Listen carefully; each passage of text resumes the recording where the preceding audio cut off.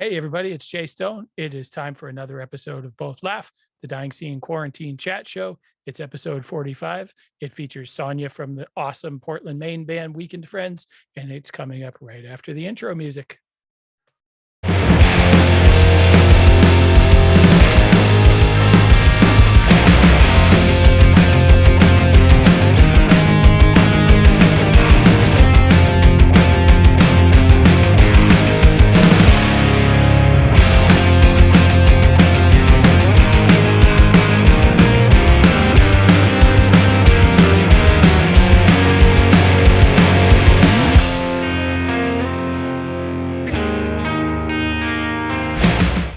All right, everybody. Welcome to episode 45 of Both Laugh, the Dying Scene Quarantine Chat Show. We're back from what I guess turned out to be a little hiatus. And I'm really excited for this episode. I mean, I think every episode that I'm excited for this one because that's why I do the show. But I'm particularly excited for this one. We're joined by Sonia Sturino, who heads the band Weekend Friends, who I'm pretty sure I pronounced correctly. I don't know why people have a problem with that, but I don't know. They've got a new album coming out next week. At this point, it's due out next Friday.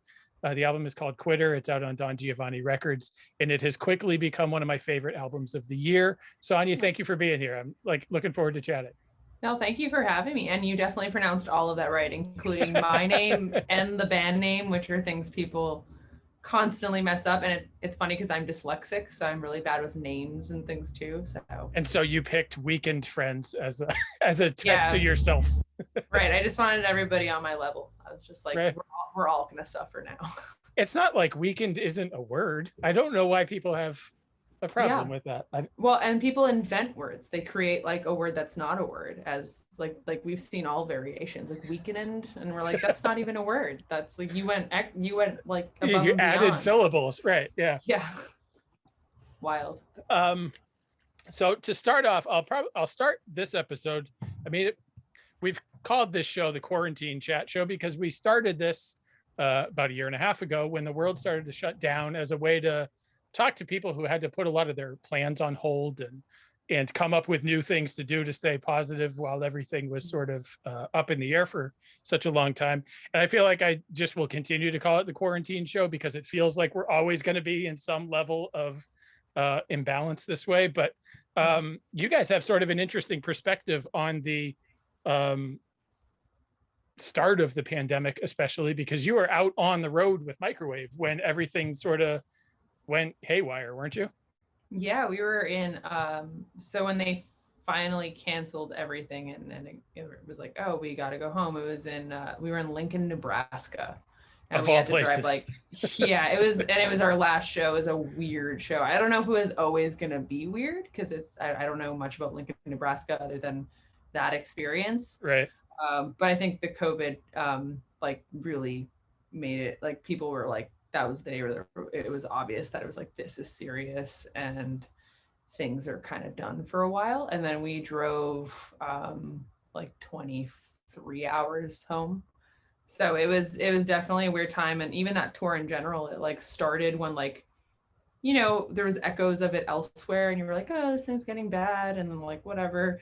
And like, as the shows progressed, it was like, we were like chasing the wave of like the locking things down and canceling events was like following us. It's like we played in LA and the next day they were like, no events over 200 people. Oh, and then we played in the Bay Area, and it was like the next day it was like no events over 200 people. And it was like right after, and we were just like, this is weird. And South by Southwest got canceled. So we were just like, it was a very bizarre time to be traveling from city to city. But was Lincoln, Nebraska supposed to be the last show on tour, or did you guys cut things off?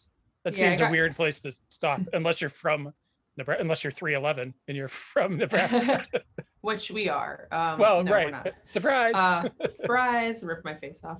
No, there was supposed to be, I think, 4 more dates left on that tour. We were going to still end out in the Midwest because we were on like the West Coast, Midwest, South part of that tour. And then it was going to continue on with another set of bands back through the East Coast. But yeah, so it got cut a little short, which was, is what it is. And then we got to tour with them again this fall when things picked back up. So that was cool. Yeah, you just finished another tour with Microwave, sort of a full tour this time, yeah? Yeah, we pretty much did all the dates that were supposed to continue happening with them, which was cool. We were out for like 3 weeks.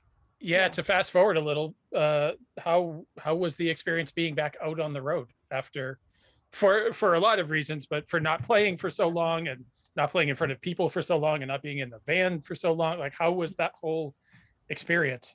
Yeah, so like I think it was combination both incredibly weird at times, but then also like incredibly familiar. So you're just like, oh, there's all these new little hurdles. And I mean, the first show was weird because you're like, we definitely rehearse and play a lot, but have in this time. But that was our first like live event, which kind of offers a lot of like chaos and like little things that can happen where if you're not like, you're used to more of a sterile environment for like 18 months, it's a little stressful. So that was weird. I was like, all the cobwebs kind of came off, and then you kind of just fall back into it. And I mean, all the restrictions and precautions are a little weird, but they're super necessary. And but being back out was awesome. It was really, really fun to kind of be back into it and playing in front of people and in rooms.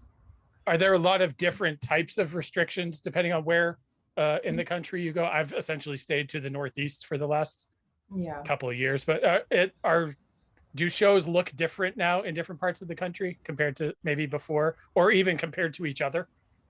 I mean, like, there's definitely like places that I think take more precaution when you're in like bigger cities. You can tell like there's like obviously like government mandates for masking and a little bit more stringent, especially Boston's been great with it. But the shows themselves, I mean, like all the venues were checking the vaccination cards and tests and masks, a lot of people with masks on. So everybody was being careful and we were being extra careful. So, last thing we would want is to be like, oh, we're back out on tour, psych, we're all sick. Right. So we're just like, I mean, because that has happened to bands, as we've all seen. Yeah, it sucks. And it's awful. And I mean, even when you are careful, it could still happen. But we just did everything we could in our power. It was worth it. I'm kind of a germaphobe anyway. So I'm like used to being like a little like touchy about kind of cleanliness and stuff. So then on tour. So is it comforting then to play in front of a room full of masked people? The masks are kind of a little much. I think it's weird, not especially when it's loud and people are talking to you, like a merch. I also have like facial amnesia at times. Like I can't. I have a hard time being like, who is this person? So you add like 2 years of like not seeing certain people. Then you add a mask and they're like, their hair is different. And I'm like, my Rolodex is like, like, who the hell are you? And I feel like a dick, but then at the end of the day, I'm like, oh, okay, it's fine. I think they understand. And then no one understands you too with the masks. They're like, what are you trying to say in a loud room? The loud room talking's weird. So it's a lot of like thumbs up and like finger guns and like a lot of like arm animation. Which I don't know how that comes across, but I've always had a hard time in loud rooms anyway, which is weird for somebody who goes to shows constantly. But so communicating with people in clubs, I'm the smile and nod guy most of the time. And it makes it really, really difficult and uncomfortable with masks. And I thought I would get used to it because I wear a mask for my job and I have a kid and family. So we wear masks quite frequently. No, I still don't. I can't. It's weird at a show.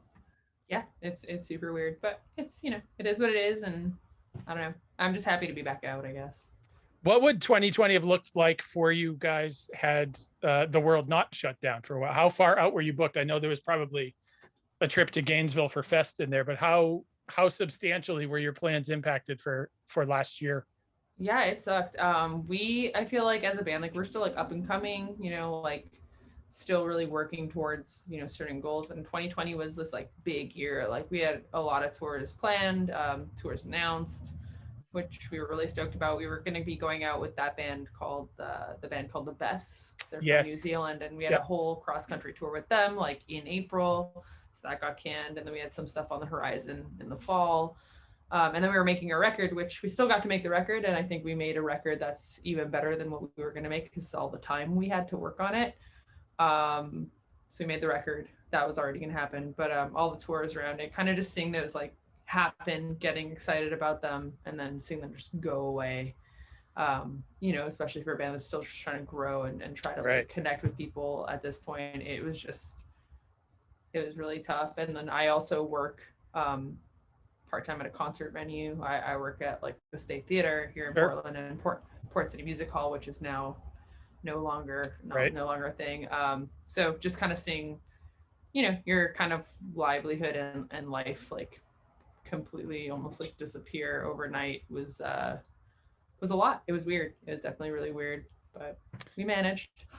How quickly did you realize that you were going to have to sort of pivot and put all those plans on hold? I know for a while it seemed like, you know, maybe by the summer things would be better, then maybe by the fall things would be better. And then I know some people just said, you know what, we'll just go back out when it's done. Like, I don't want to deal with this. So when did you guys really decide to pivot and just focus on, you know, let's finish the record and make it as good as possible and not deal with any of that touring stuff? Well, yeah, we were like, my cat's gonna be annoying. Hey, you're not going in that bag. We were like, we dove right into the studio right after we got back home from that canceled tour, just because that was the plan anyway. So we're just like, well, let's just start making the record. Let's just focus on this, try to keep positive. But then there were like that Beth's tour got canceled, and then it was supposed to be rescheduled for the summer. Like we were like, oh yeah, by like the summer things will be fine. Like by August, that's like 4 months. They'll figure it out. Like they this like entity of they will figure it out, and then they don't realize like all the cooperation like still to this day that like doesn't exist amongst the population to figure this out. Now we're just kind of living with it. But yeah, it was kind of like, you know, we were like eventually like, you know what, whenever it's gonna be, we're in it for the long haul. And you know, I was actually shocked, like once things started coming back this summer, I was like, okay, here we go, we're like gonna just do this thing and start making it happen again. Yeah, it's been interesting. Yeah, it seemed like there was another pivot this summer where people were like, you know what, fuck it, like we're just going out at this point. Like numbers were low enough people in the scene had sort of been vaccinated if they could be, and it was just like, all right, let's pull the band-aid off and try it, because if you don't try it now, really it's not going to be over. I think we can sort of resign ourselves to that in certain parts of the country. It's not going to be over for a while. So yeah, I'm just kind of like, now we're just like, all right, well, the vaccine's here, like you get it or you don't. That's like, you know, I mean, hopefully I'm very encouraging of getting it. We're all like boosted and stuff at this point too, so we're like, let's just figure this out.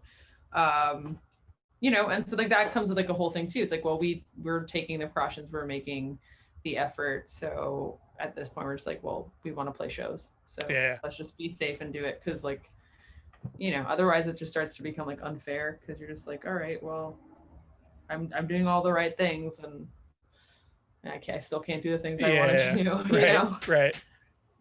So if you got into the studio right when that tour was sort of over, did any of the sort of anxieties about what's going to come play into the music that ended up on the album, or was most of it written already? I know some of it goes back as far as like 2019 really, but was all of the music written prior to COVID, let's say?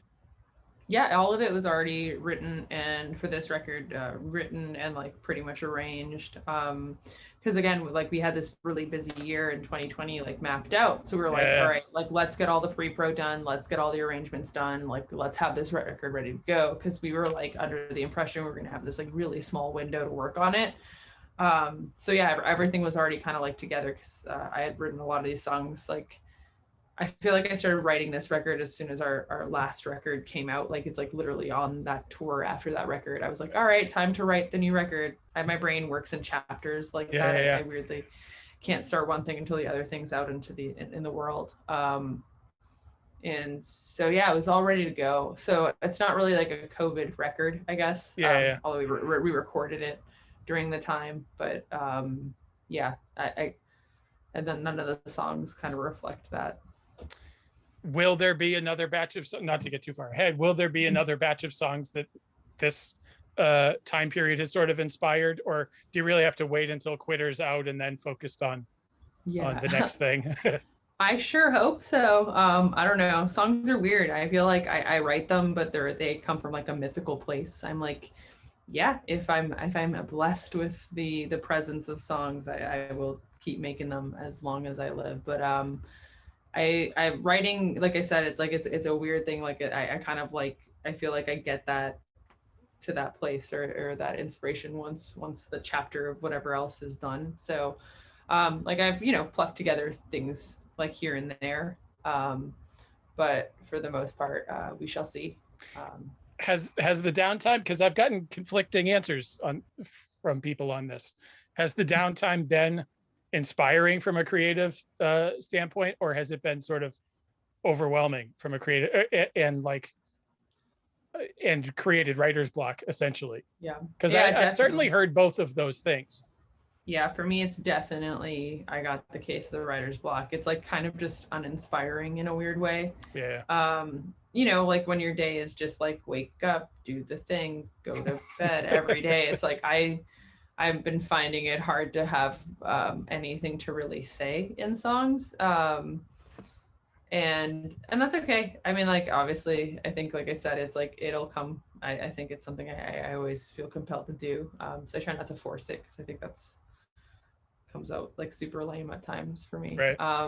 But yeah, it's a weird thing. It's like I had all this time like last year. I've been working like for a year now again, but you know, I had all this time just kind of at home and space, and we made the record, so that was taking a lot of time creatively to create this record.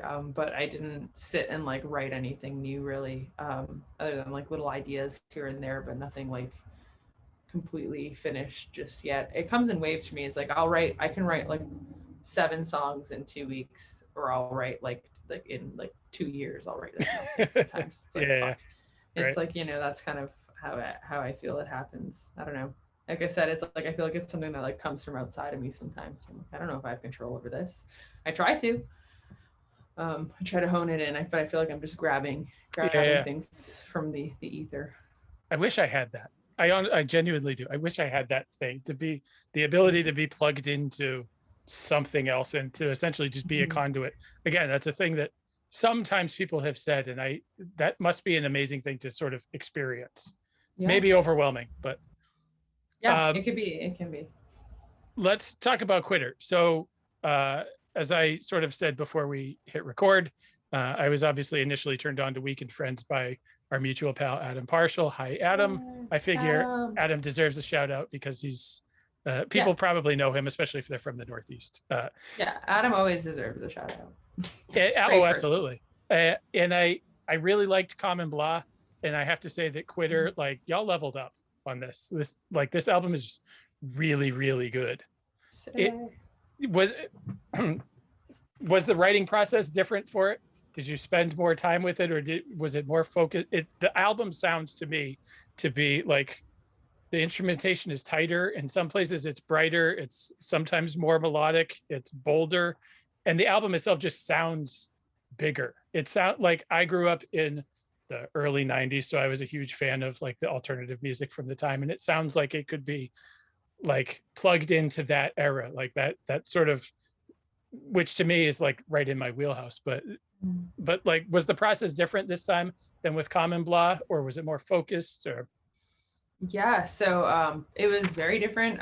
One of the key differences is a very obvious one. We have a different drummer now. Correct. Yeah. So Adam Hand, who plays drums for us since May of 2019, joined the band, and he's an incredible talent, incredible drummer, but he's also just a very good musician, multi-instrumentalist, and you know, very good with understanding songs and song structure and form and all that. So from the get-go, getting to work with him is very cool. Like kind of just taps into some different things that I otherwise like probably wouldn't have explored. So that was really awesome. And, you know, so that allowed a level of, you know, kind of, I guess, dynamic level and kind of just a musical touch that we maybe didn't have on the last record, just because different players will offer different things. Sure. So that happened. And then even just for myself, I think like when I was writing for Common Blah or for the first 2 EPs, it was just like, you know, I think I was just kind of doing this casually and trying to write something that was in like kind of the zeitgeist of the time, like just like, you know, the fuzzy slacker rock kind of music, and I listen to a lot of stuff like that, or I was listening to a lot of stuff like that at the time. But with this record, I kind of dug deeper and was just like, I want to write songs that I like, don't only like because I think they're, what people are going to perceive as cool or whatever, or that kind of thing, and just kind of dig in and write songs that kind of say a little bit more and do a little bit more and are a little bit more mature, to be honest, like musically. And so, yeah, you see a lot of like, different instrumentation, the song forms are a little bit more thought out, and definitely kind of go places that like on our last, record, we really didn't explore, and it makes it more fun to play and also just to, have recorded. That's another big thing is Annie, who plays bass. She's also an audio engineer. She's a recording engineer and producer. She produced and engineered the whole record, and just having her like on this one, she went like she always like jokes. She's like, I was such an asshole on this one. She was really pushing us, and there was times where I'm like, holy fuck, if I have to do one more like guitar layer, I'm gonna like jump out a window here. But she really pushed us and really worked with it, because I think she was just like, I have this time, I'm here, we're doing this. We have a home studio now that we've built out for a lot of it. And she really pushed it to just like be what it is sonically. And I'm so happy she did, because I'm like an impatient person. I'm like, in general, I'm just like, I've never been a super patient person. So I think the like slacker rock, like, cool, like whatever fun sound was easy, and this record wasn't easy. This record wasn't easy to record. It was a lot of work and a lot of time and a lot of like focus, and it pushed me at times to my limits, but it also just pushed me to be a better musician. And so yeah, thank you for saying all those things about the record, because likewise, I like to think that it has stepped up a little bit. It's a big sounding record. I think putting it on in my car finally today, because before it's had it on around the house while I'm working, and putting it on in the car as I was driving to and from New Hampshire today, I turned it up loud, real loud for the first time. I was like, holy shit, this album, like, it sounds great. Like it's a very well, Annie did a great job wherever. I'll let her know. She's in the other room. Annie, you did a great job. One man's opinion. Did you record in Portland? You recorded mostly at home, or? So it's a combination. So Annie also works out of a great studio in Boston called Sippa Recording Studios. It's in Brookline, Brighton. It's like right on the line of Brookline and Brighton. It's like literally the sign for both those is in front of the building. And so we recorded drums, vocals, all like the big stuff there. And then most of all the guitars and other layers you hear, that was all done in-house. Drummer Adam, like I mentioned, he's like a audio technician. So he knows how to like build studios and fix equipment. So over the pandemic, Annie and him went on like kind of a buying spree of sorts, and he kind of installed this really sick home studio in our house that we got to like do everything else on the record in, which is great. That's awesome. As a band our size with like no budget ever. Right. I really lucked out. I'm like the asshole, and Annie and Adam are like the talented people. I just want to put that out there. They're like the ones who actually make this band work, and I'm just like, I have this song, I don't know, it's about my feelings. And they're like, okay. All right, let's figure this one out.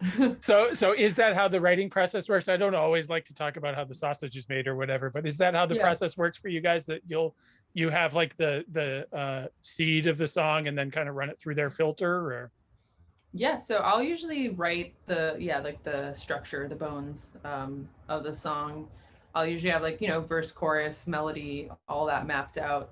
Sometimes the bridge I feel like is something that actually comes together later for me sometimes. Anyway, but yeah, I'll have like the basic form for the song written out, and then we'll like kind of sit with it. And Annie again is the one I think like who on this record like really pushed a lot of like the like structure and the actual production of the songs. Like, so like, having the melody, having the lyrics, having all that is me, but she was the one who like very much so like guided it into, the song form and like what it would be and all the little nuances. So yeah, like we work as a team on that and arrangements, and yeah. They're both Berkeley kids, aren't they? Is that correct? Annie and Adam are both Berkeley Yes. brats. I say that as a positive thing. I have a old friend who works in sound recording, who teaches sound recording at Berkeley. So cool. I like to, I don't know, maybe it's his fault. No, it's all good. I mean, like Annie and Adam both still work at Berkeley, so they make money there. So I can't talk shit. There's I didn't such go to a Berkeley, weird thing about Berkeley, though. Like even people, whether it's people that went there or didn't go there, there's such a weird thing about like this weird stigma with Berkeley, which I never really understood. But it's like people that went there talk one way about it, and everybody else talks one way about it. I mean, everybody loves to talk shit, right? I think that's the biggest thing. I mean, there's like always the classic like artist who went on to be really big was like, yeah, I was gonna go to Berkeley, but then I dropped out and now I'm famous. And you're like, cool, that's good. I mean, and a lot of the people who work for you went there and help you and learn how to, do it through that. The people who tuned your guitars and tuned your drums and recorded your album all went there. Yeah, and make sure your in-ears sound good every night. Like all that. Yeah, it's like, so it's like, I think it is what it is. I mean, I can talk a very, very long time about how colleges and universities and the, capitalism behind it in this country is super, am I allowed to swear? Oh, absolutely. I don't give a shit. Super fucked up. Hard fucked up on that. But no, absolutely. But at the same time, it's like, I have nothing wrong with the people who go to Berkeley or the people who work there. They have some really great stuff that you can, as a kid, to be like, I'm sitting behind this like crazy console and I'm 17. It's like, that's sick. Like I didn't get that. I sat in my basement with like GarageBand and like, I don't know, like made really out of tune demos. So we didn't even have GarageBand. Like, we had literally an old tape recorder in a friend's garage, and you try to, you can't track different things on an old-fashioned tape recorder. You have to all do it at the same time. Yeah, there you go. I mean, And there's a reason I didn't get into audio engineering. You had the analog GarageBand, the actual GarageBand. Yes, an actual GarageBand. Yeah. And then the batteries die in the tape recorder, and well, there goes the band. Yeah. So the album is out on Don Giovanni, which is, to me, is really a cool, and I think sometimes in the grand scheme of like the punk spectrum, if that's what we're calling it, sort of gets overlooked a lot of times, but that is a really cool label, and they release a lot of really cool and I think important records. They've obviously released Laura Stevenson, Alice Baggs, Screaming Females, Mikey Erg, Choked Up, Evan Greer. I'm trying to run through the roster in my head, but like, how did you guys get involved with Don Giovanni? To me, that's a really cool label.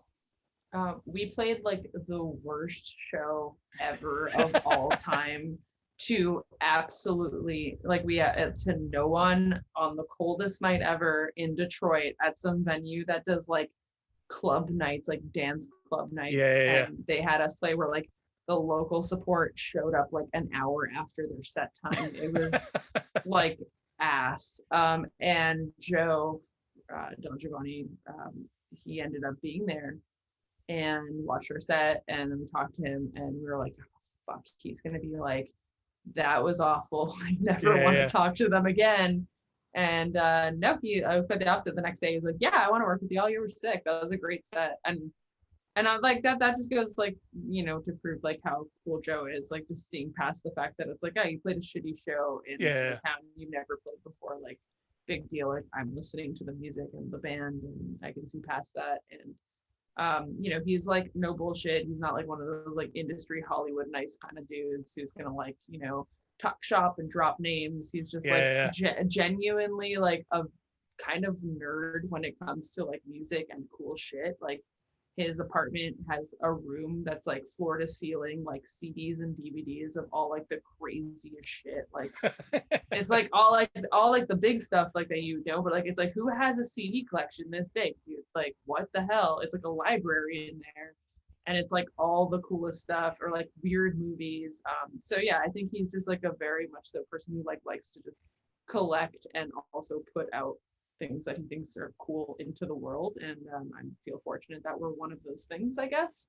Did you know he was going to be there? Because he's not from Detroit. What, like, I think he was living in Michigan at the time. Oh, okay. I always associate him with Jersey, but yeah, I know he's in Philly now, and he's in okay. Jersey, I think is the label.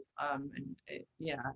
But no, yeah, he was living in Michigan at the time, and I don't remember who reached out. It might have been our agent. We were like trying to figure out labels for Common Law, and I think he like reached out and he's like, "Hey, do you want to go see Weekend Friends?" And yeah, he came out. So yeah, this is a very very odd way to meet someone. Like I was like so embarrassed. I was like, "Oh God, I'm so sorry that this is where you're seeing us. I promise every other show on this tour was sick." You just happen to be at the worst one.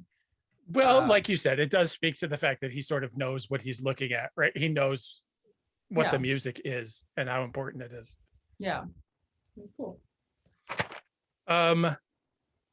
There's a thing that I wanted to talk about, and again, as not a Berkeley educated individual by any stretch of the imagination, trying to formulate things into actual questions sometimes escapes me, and I ramble anyway. But there's a thing about Weekend Friends that I really enjoy, and that's your sort of ability to use the lead vocals as a different instrument, like the sort of things that you do with that vocally are very different than a lot of other bands. When did that sort of become, again, I'm not sure if I'm formulating this as an actual question, but when did you realize that like your voice is different? It's powerful, but it's got these interesting like things that it does that are sort of sometimes delicate and sometimes really powerful. And when did you realize that that was sort of like something to be treated as another instrument, not just a way to sing the songs, but it adds different layers to the actual music? Yeah, I mean, I've always been a big fan of vocalists who have like really unique, I guess, voices. Like that's always been something that draws me to it. Like I think there was an interview I was listening recently. It was like Tina Fey or someone was talking about like in Hollywood, to make it, you either have to have like a really attractive face. It's not even attractive in a way that's like, you know, like a hot person. Like, you know, it can be weird too. Even like, you know, you can be like Steve Buscemi, like where you're just, like a face people want to look at. Right. And I've always just, I guess, like if you're, you know, take faces and voices, I've always been attracted to like weird voices. Like even growing up, it's like I'm Canadian, and I feel like it might be a Canadian thing, because you have like, you know, like the Tragically Hip or like Arlene Pease or like, you know, like Alanis or I don't know, all like the big Canadian artists, and you're like, they all kind of have fucking weird voices. Sarah McLachlan, you know, like no one has just like, you know, the PC, like it's a nice voice. It's like they all have their like weird thing, and maybe just because I was around that a lot, I kind of absorbed that a little bit. But one of my favorite, I mean, artists, singers of all time, like just incredible, you know, career is Kate Bush. Sure. And I always really liked Kate Bush from when I was like pretty young, and I think that's like a pretty weird oddball vocal. Yeah, right. And I always liked how she had just like such a range of ways she utilized her voice.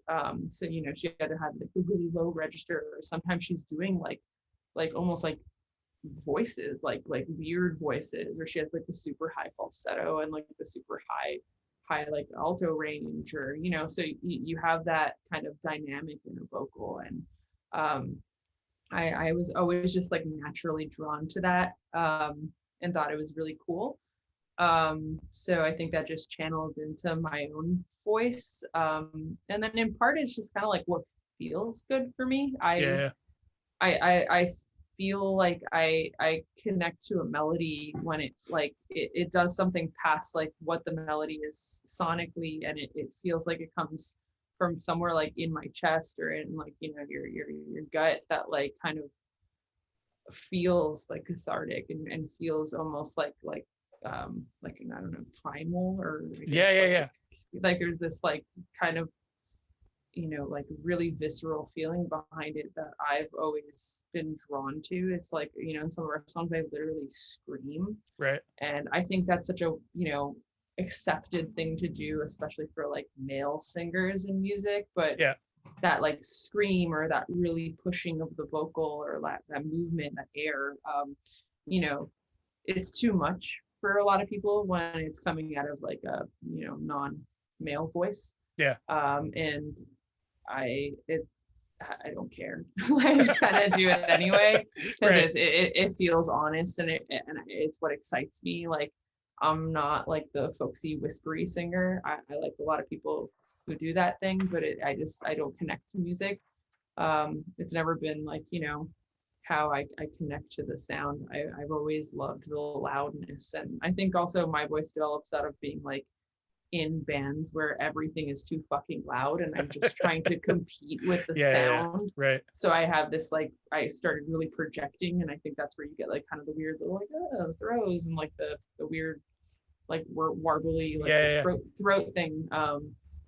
So combination of things, but at the end of the day it's like, maybe if I sang differently more people would like it, but this is just what I do. Well, I think it lends itself to the honesty in the lyrics sometimes, because they're you mentioned the warble or whatever, like there's a vulnerability that comes to that. Even when you're pushing your voice to all sorts of different registers, it sort of reveals this vulnerability that I think lends itself to the honesty of the lyrics sometimes. And like I said, you're not just singing the lyrics, but like you are the lyrics, if that makes sense. Yeah. No, I think that totally makes sense. I like that. Thank you.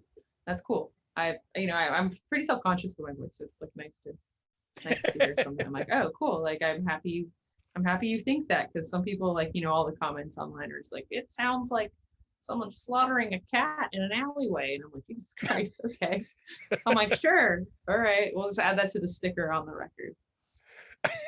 Well, in certain markets. Yeah, but you're right. Like cats. Maybe it is a Canadian thing. Now, of course, we left out the two biggest oddball Canadian voices, that being Geddy Lee and Neil Young, of course. Yeah. Okay. Then there you go. Yeah, two other ones. I heard an episode of Howard Stern years and years ago where they were talking. They played Neil Young coming back from break once, and I can't remember who in the studio was talking. But they'd spent like a half-hour break of the show just riffing on Neil Young's voice and it sounding like cats. So they would play cats that were sort of mimicking the same timbre of his voice. It was a riot. And that's also probably the first Our Lady Peace reference that's been made on an episode of this show. So I appreciate that. Yeah, no, they had some cool, that band was really good.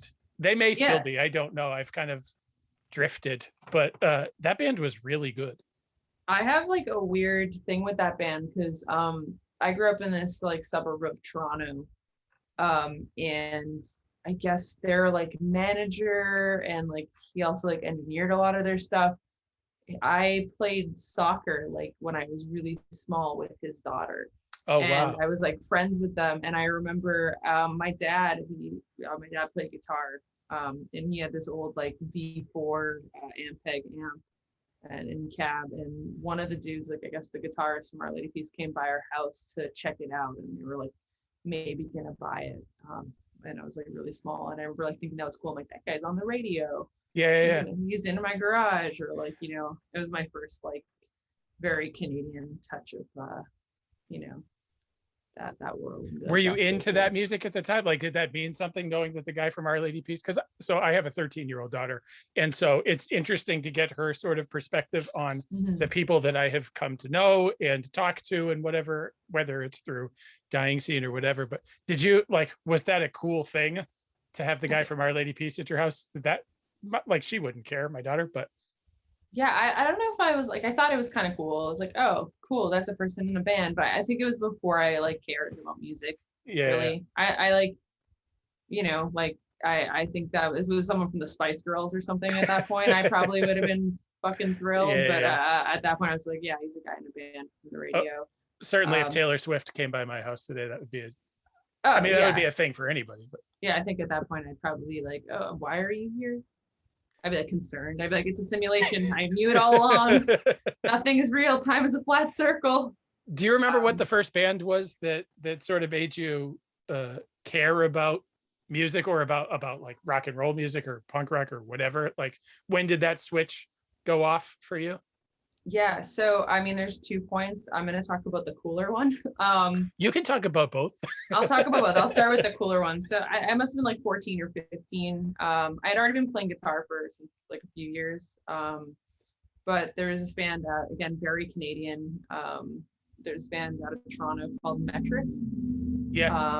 Yeah, and so like Emily Haynes, Metric. I went to go see them at the Cool House in Toronto when I was like 14 or 15, and I remember being in the front row, and that was the first time I was watching a concert and thinking to myself, not only like, is this a very cool concert, but it was like, I absolutely 100% want to do that. That is so cool. That seems like so much fun. And Yeah. like, it's so badass. And like, I just, for, you know, my like high school, middle school experience, I like kind of like low key was, you know, obsessed with that band. And a lot of bands that were in that same like community of musicians. But that was definitely what like kind of catapulted me into like the indie rock kind of genre world of stuff. And then the uncool one is I went to HMV, which is like the record store that was like, I guess I don't know what the it was like we had one in Boston. There was an was there an HMV? Yeah, there was an HMV in downtown Crossing. Yeah, it was like whatever. It's like a Tower Records, that kind of deal. Yeah, like kind of in every mall, like very commercial type. Yeah. And my mom was like, "You have $10, you can go buy a record." I was like, "Okay." And I was like, "What do I want? What do I want? What do I want?" And then there was that like Avril Lavigne record, the first one, Let's Go. Sure. And I was like, "I'll get that." And I remember I at the time was like really into playing soccer, which is I mean whatever. I was the goalie and I was playing soccer. And You're I remember, Canadian, like, it's fine. Yeah, I was like, I came home from practice and I was like, I remember like my teammates also like were all kind of assholes. I was like, fuck this, like put on that record. And I was like, I remember taking my hair out of my ponytail, like triumphantly being like, I am no longer into sports. I am like, I remember in the mirror saying, I'm a rock chick now. Like fucking telling myself that. Like so cheesy, but I'm fucking owning that story. It's not the first time. Which that could literally be the context of an Avril Lavigne video from that era too. It literally, and then it may have been actually. I go and punch the mirror, but somehow my hand is fine, like no cuts whatsoever. Right, but your outfit changes from soccer outfit to like rocker girl outfit. I have like mascara with tears. And then I was like, which is so weird. That record's just like a pop record. I mean, that first track is pretty heavy. Josh Freese played drums on that album. Josh Freese, which so fun story about Josh Freese. First off, he was supposed to be the guest on episode 45, and twice he had to bail on me at the last minute because Sting got in the way, because he also plays drums for Sting, and they're rehearsing for Vegas shows. So Sting has now held up 2 of my interviews with Josh Freese, but he played drums on that first Avril Lavigne record and didn't know it. He had a friend who was like an engineer and said, "Hey, can you play," like they were working on something else, and said, "Can you play like can you give me an afternoon or whatever?" So they banged out like 6 tracks, and then a year later that album came out and somebody said, "Oh, I saw you in the liner notes for that Avril Lavigne record." He's like, "I don't know what the fuck you're talking about." Like this, really, you played on. He's like, "No, I don't even know who that is." I like, because when you're a studio musician like that, his story is that like you're really just, all you really care about, especially if the musician isn't there, is who to make the invoice out to, so that you actually get paid.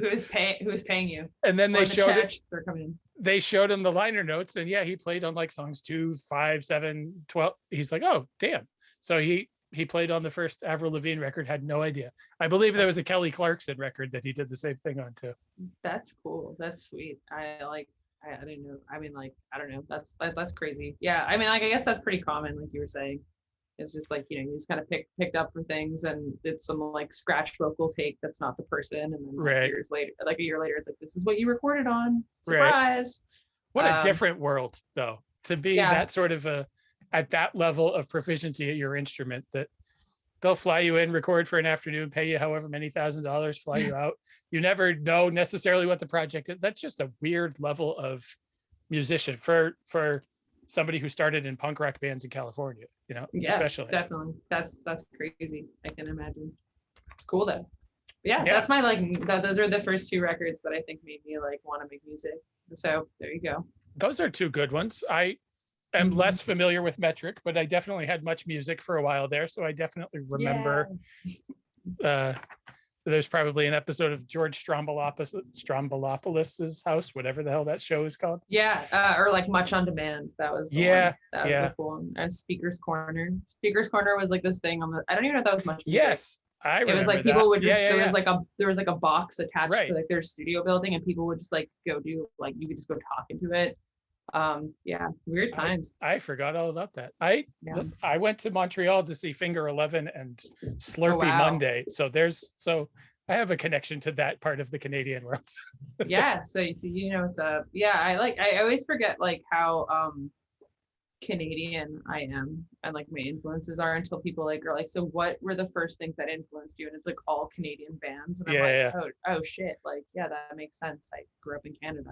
Well, the Tragically Hip is the first one you mentioned going through that list. And I, to this day, don't think I've heard a Tragically Hip song, which blows Canadian friends' minds. But I don't know that I've ever heard them. Dude, you should listen to the Tragically Hip. The Hip are great. Yeah. I mean, like also you brought up Neil Young, like Weld, which is like the live record. Yeah, sure. It is one of my like favorite like live records. Like the guitar tones are insane. I feel like I think like someone was saying like Sonic Youth opened up that tour and like people would like boo them and stuff because it was that sounds right. Yeah. And like I'm like, that's so fucking crazy. That would have been like the coolest show. Like people are dumb. Like why would you boo them? But yeah. And then Weld is like the just gigantically fuzzy guitars. Like he has some like crazy rig where it's not even pedals. It's like pedals that like actually just turn the knobs on his amp to like make them like distort. Yeah, that's what I heard. I don't know how to really describe it because I'm not an audio person, but like it's these like things that like turn the settings on the amp to do different things so that it sounds a certain way. So that's pretty cool. That sounds like Neil Young. I mean, he's got some great guitar tones. I mean, oh, absolutely. He's one of my all-time favorites. Sure. The master of the one-note solo. My favorite kind of guitar solos. Which coincidentally also factored into that Howard Stern piece that I was talking about before, because they were talking about like only Neil Young could have. I think what song was it? Maybe Down by the River or Cinnamon Girl. Yeah. One of them has where it's just that one note, but it's like. It's like 2 minutes long. Cinnamon Girl. There you go. It's like who else would have the balls to do that? But it's a great solo. Care. It's somehow a catchy solo. Babs agrees. Hi Babs. Hi Babs. Sorry, no one can see this, but there is a cat currently walking around. Babs looks like my brother's cat, so that's a little strange.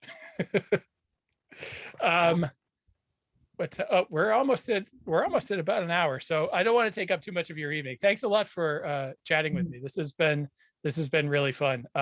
Hopefully everybody will pick up Quitter if they haven't pre-ordered it already. It will actually be out physically, right?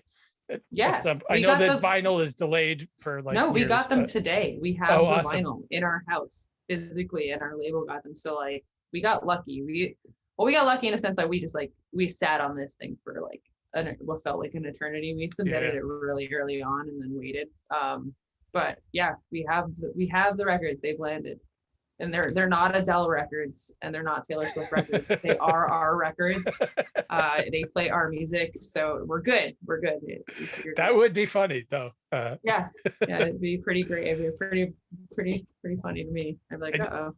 I know if you're in the Boston area, the album release shows have long since sold out, but there will be an in-store at Want to Hear It in Watertown if anybody is listening from this area and wants to go to that. That'll be fun, and I might actually try to be there for that. Heck yeah, we're gonna play acoustic. It's gonna be weird because like I was just talking about liking to be loud all the time. So yeah. It's gonna be. Have you done much of that? The acoustic thing? Yeah. As Weekend Friends?